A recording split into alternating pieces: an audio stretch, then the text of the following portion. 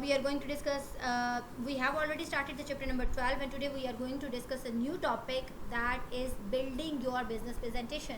It means that when you are asked for a business presentation, जब आपको business presentation के लिए कहा जाता है तो आपको जो है वो business how you can arrange और how can you build up your business presentations, आप अपनी business presentation को कैसे build up करेंगे, उसको आप कैसे arrange करेंगे.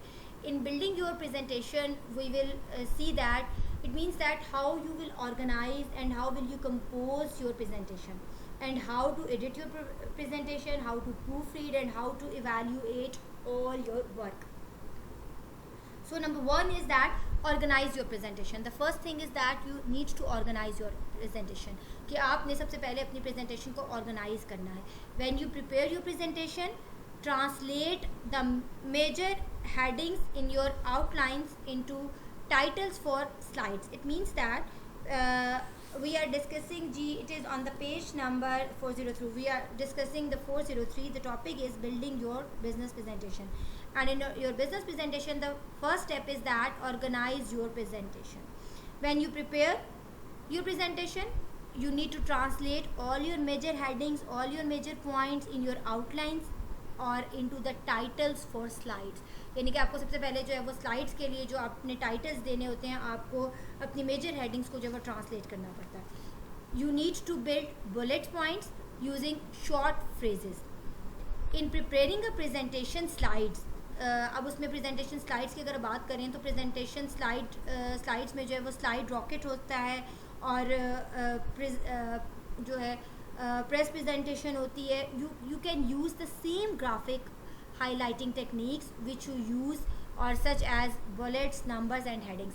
यानी कि आप इसको जो है जब आप स्लाइड्स बनाते हैं, स्लाइड रॉकेट्स वगैरह जब अरेंज करते हैं अपनी प्रेजेंटेशन पे, या फिर अपनी प्रेजेंटेशन प्रिपेयर करते हैं पावर पॉइंट पर, तो you use the same graphic techniques. तो आप उसमें वही ग्राफिक टेक्निक्स यूज़ करते हैं जो आप बुलेट्स में, नंबर्स में और हेडिंग्स में यूज़ करते हैं.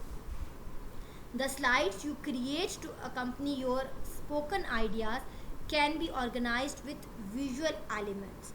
आप जो slides आप क्रिएट करते हैं या बनाते हैं, अपने जो आइडियाज़ आपने अपने जो व्यूअर्स हैं या जो आइडियाज़ अपने लिसनर तक पहुंचाने हैं आपने, so your spoken ideas can be organize. तो उसमें आपके जो स्पोकन आइडियाज़ हैं उनको ऑर्गेनाइज किया जाता है किस तरह से, विजुअल एलिमेंट्स के ज़रिए.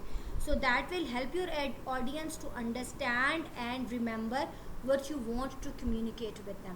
और ये चीज़ आपको हेल्प आउट करती है, this thing will help your audience, आपके ऑडियंस की हेल्प करती है उसको अंडरस्टैंड करने में और उसको याद रखने में कि what you want to communicate with your audience, कि आप अपने ऑडियंस के साथ क्या बात करना चाह रहे हैं. फॉर एग्जाम्पल कि अगर आपके पास if you have 3 points in your presentation, आपकी प्रेजेंटेशन में 3 मेजर पॉइंट्स हैं, तो उसके लिए you can create a blueprint slides that can capture the 3 points in a visually appealing way, and then you can also use that slides several times throughout your presentation.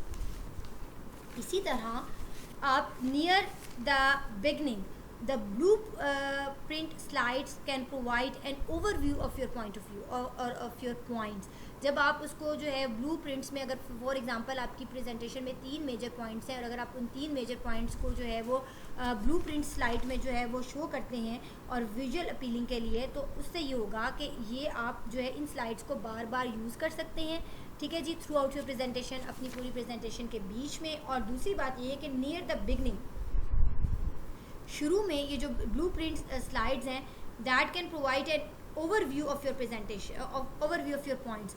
ये आपके जितने overall जो points हैं या जो overview है आपके points का, शुरू में तो ये आपके ऑडियंस को वो क्लियर करता है, लेकिन बाद में जो है it also provides transitions as you move from one point to another point. Second thing is that composing your presentation. अब सेकेंड स्टेज उसमें आती है कि सबसे पहले you have organize the presentation. जब आपने ऑर्गेनाइज कर ली प्रेजेंटेशन, तो उसमें second thing is that now the second step is composing your presentation, के नाउ आपने अपनी प्रेजेंटेशन को कंपोज कैसे करना है. During the composition stage many users fall into the trap of excessive formatting and programming. बहुत से ऐसे यूज़र होते हैं जब वो अपनी जो है वो प्रेजेंटेशन बना रहे होते हैं, उसको कंपोजिशन स्टेज पर होते हैं, उसको कंपोज कर रहे होते हैं अपनी प्रेजेंटेशन को, तो बहुत से यूज़र जो हैं वो फंस जाते हैं एक्सेसिव किस्म की फॉर्मेटिंग में और प्रोग्रामिंग में. तो उसका नतीजा क्या निकलता है कि as a result they spend their precious time in turning their slides और canvas and do not spend enough time on what they are going to tell और what they are going to communicate and how they will say it. कि जब वो उनका focus जो है वो shift हो जाता है फॉर्मेटिंग और प्रोग्रामिंग की तरह, तो उसका नतीजा ये निकलता है कि वो ज़्यादातर फोकस करते हैं अपनी स्लाइड्स पर और कैनवस पर, और बजाय इसके कि वो ज़्यादा फोकस और इस चीज़ से अपना जो है इग्नोर कर देते हैं इस चीज़ को, और उनका फोकस जो है वो इस चीज़ से शिफ्ट हो जाता है जो वो अपने ऑडियंस के साथ कम्युनिकेट करने जा रहे हैं, अपने लिसनर को कहने जा रहे हैं, या फिर how they are going to tell the people और how they are going to communicate with them. ठीक है जी, तो ज़्यादातर वो जो है किस चीज़ पे ज़्यादा फोकस करने लग जाते हैं, अपनी स्लाइड्स में और प्रोग्रामिंग में। So to avoid this trap, set a limit for how much time you will spend making your slides और कैनवस विजुअली अपीलिंग। इसका बेहतर तरीका ये है कि आप इससे बचने के लिए और इस ट्रैप से बचने के लिए यू नीड टू लिमिट, आपने अपने टाइम को लिमिट करना है कि आप कितना टाइम जो है वो स्पेंड करेंगे अपनी स्लाइड्स पे और कैनवस की विजुअल अपीलिंग पर, और बाकी टाइम जो है वो आप इस चीज़ पे फोकस करेंगे what you are going to tell your audience and how you are going to tell it, कि आप what you are going to communicate with the audience and how you are going to communicate it. Your time limit is based on how many bells and whistles means. अब इसका क्या मतलब है कि आपका जो टाइम फ्रेम है, जो टाइम लिमिट है आपकी प्रेजेंटेशन की, बेसिकली वो इस चीज़ पे बेस करती है कि how many bells and whistles. इसका मतलब ये है कि your audience, what your audience expects from you, कि आपके ऑडियंस आपसे क्या चीज़ एक्सपेक्ट करते हैं। And second is that your content requires to make it understandable, कि आपका जो कंटेंट है it requires to make it understandable, वो क्या होना चाहिए, अंडरस्टैंडेबल होना चाहिए। So remember that note every point और every thought requires a visual.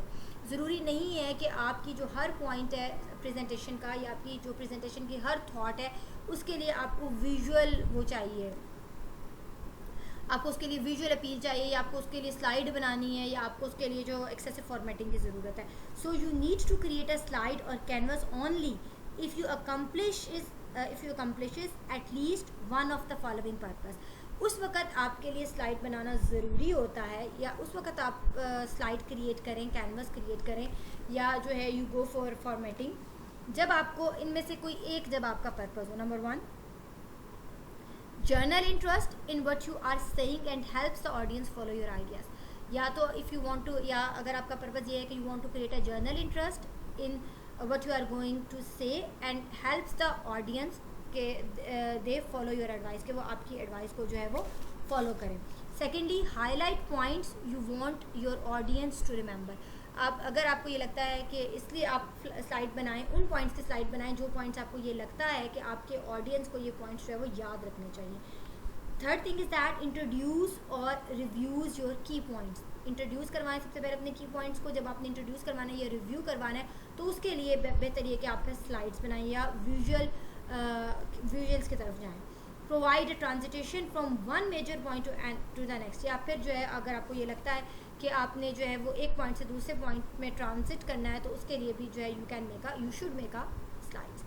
The fifth thing is that illustrate and simplifies complex idea. जब आपको ये लगता है कि आपने इलस्ट्रेट करना है या सिंप्लीफाई करना है कॉम्प्लिकेटेड या कम्प्लेक्स आइडियाज़ को, then you should create a slides and you should go for visuals और विजुअल अपील्स।